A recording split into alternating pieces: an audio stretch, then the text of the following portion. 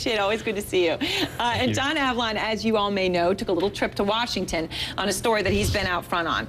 He's been following this proposal called No Budget, No Pay, where lawmakers would get their pay docked if they don't pass a budget on time. Now, obviously, it's been about 1,000 days since we've had a real budget, so this could be real money and might really push Washington to getting something done. So, controversial idea was on the table today. You went in and eavesdropped, and what'd you hear? Well, what we're seeing is that the fact it's been 1,000 days since Congress passed a budget has really become a symbol for this divided, dysfunctional Congress. So here's a proposal that came forward in a committee hearing to try to force some action for Congress. So let's see what happened.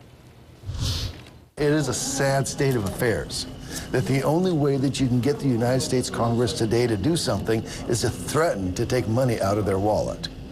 But you know, that's where we are.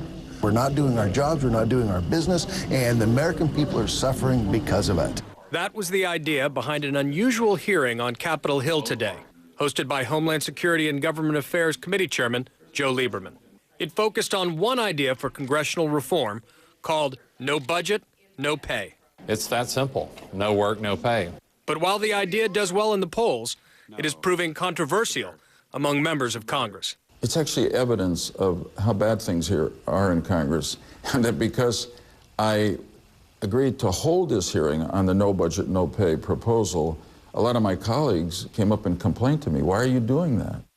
Republican Senator Dean Heller of Nevada introduced the bill in an effort to make Congress work again. I'm not saying that this is the silver bullet that's going to solve all the problems, but I do believe that it's a step in the right direction. Senator Joe Lieberman feels an urgency in getting reforms passed now because it is the Connecticut Independents' last term in Congress. It's tough medicine to say to Congress, unless you pass a budget on time, you're not going to be paid. But that's about where the public is in its attitude toward Congress, because all the other less scream, less hit the mule with a 2x4 haven't worked. And this attempt to impose fiscal responsibility and individual accountability in Congress just might help restore America's AAA rating. We lost our credit rating as a nation, so I think an act like this is long overdue. A lot of Americans would agree. Do you think this will pass? Look, it polls very, very well, but not surprisingly, very unpopular among members of Congress.